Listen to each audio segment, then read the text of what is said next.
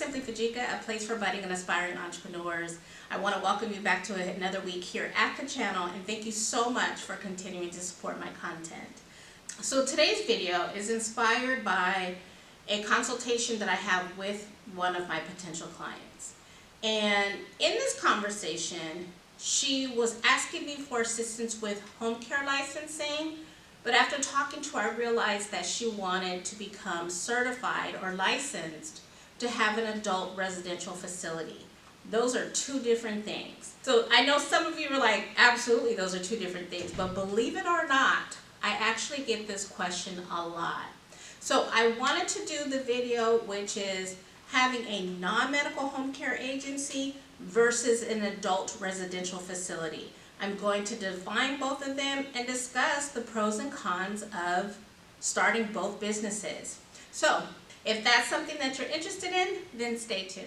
So the first thing that I want to do for this video is define the non-medical home care agency. The non-medical home care agency, typically you have home care aides that are working for you that you would then send out to a person's home in order to provide them assistance with their activities of daily living. This is typically non-medical. So this is where you're helping them maybe, preparing their meals. This is maybe you're doing some light housekeeping. You're getting them to help them take their showers or their daily baths. They might be doing a bath in the bed. Maybe you're transferring them from the bed to their restroom and back and forth. You could be transporting this person to their doctor's appointments, even grocery shopping, right? You are there to aid them in making sure that they can stay home and be safe in the comfort of their own home, okay? When you have an adult residential facility, on the other hand, this is more where you have a property, you have a location, and you have patients that actually live in the home that is providing them care. So they actually reside at this adult residential facility. So there's differences here. Home care, you're taking care of them in their own home. Residential facility, the client is receiving care at your facility that they actually live in. So I want to further define what exactly the adult residential facility provides. So this facility provides non-medical services as well. They provide room, meals, housekeeping, supervision, storage, as well as providing help with personal care services such as hygiene, dressing, bathing, things of that nature. Again, these services are provided in a home that you offer. What's funny about this is a business that I actually was looking into to start my own.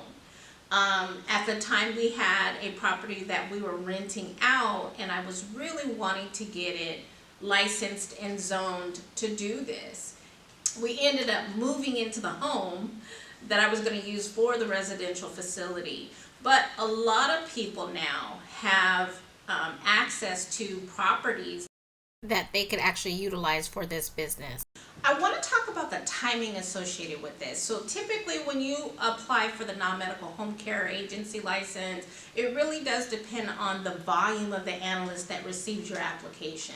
So you're looking at however long it takes for you to prepare the application and then turning it over into the state, which I would say takes about maybe a good 3 to 6 months. Again, a lot of it depending on how quickly you can get those applications in.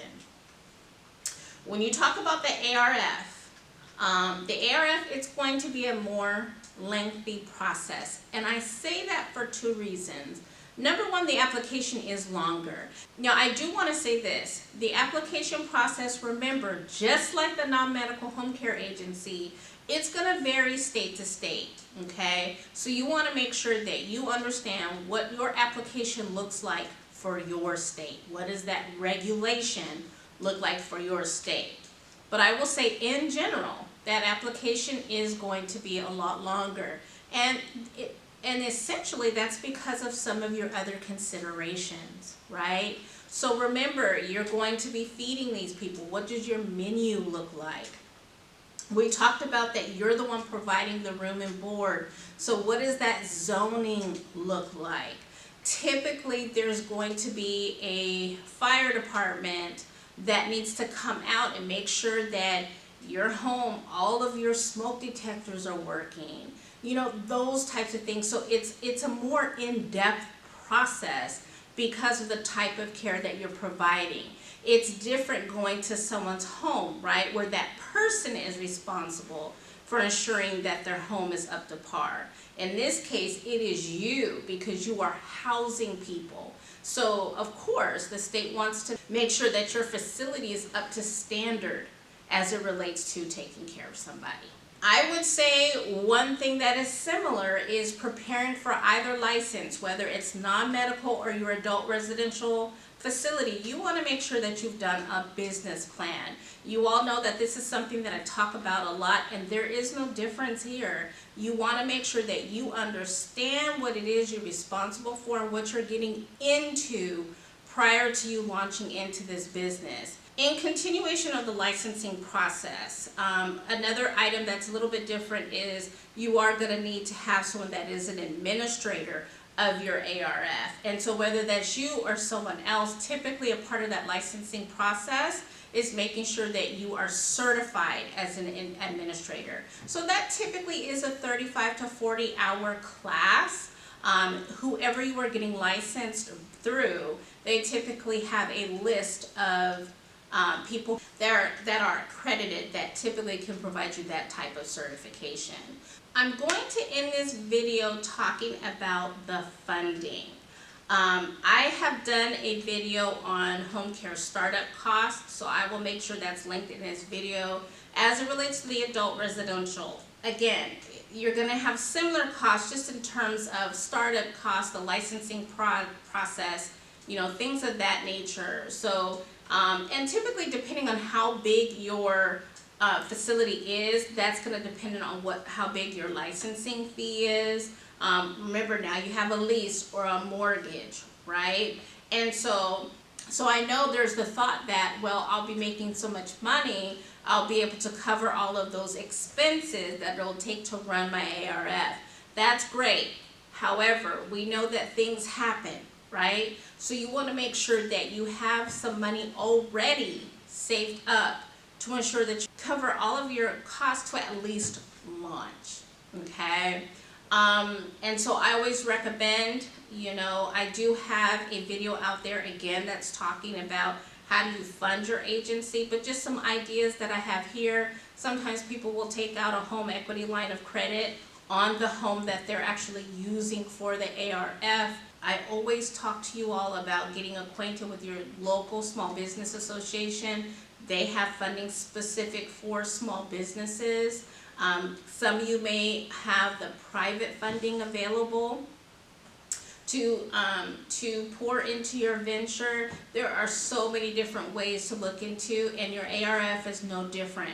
You want to still continue to look into those same items that I talked about in this video, and I will make sure that's included in the video description for your review. So that is all that I have for this video. I hope you all found it interesting. Again, they are two separate businesses. Even though they are both in the vein of providing care, the methods in which you provide it are two totally different items. If you are needing assistance with this application, I am pleased to announce that I can now help you with this program. Now, I know for a couple of years people have been asking me on and off, and I've never felt comfortable accepting clients on for this type of licensing because I had not gone through it. Now that I've helped a couple of people get their license, I'm ready to promote this as a service. So if this is something that you're interested in, it's something that you're seriously interested in, you just need the help with the license, make sure that you reach out to me at simplyfujica@yahoo.com. You can also look onto my website, which is simplyfujica.com, to see what services that I provide. Additionally, before we leave, I just want to remind you that my only course that I'm doing this year, my only non-medical home care licensing course that I'm doing this year, starts the first week of June. So you want to make sure that you go into video description so that you can sign up for the class, okay? Last but not least, if you have liked this video, and I certainly hope you have, do not forget to like the video, do not forget to subscribe, and then hit that bell notification so that you're notified every every time I release a new video, which nowadays is every Wednesday. That's all I have for you all today. Stay blessed.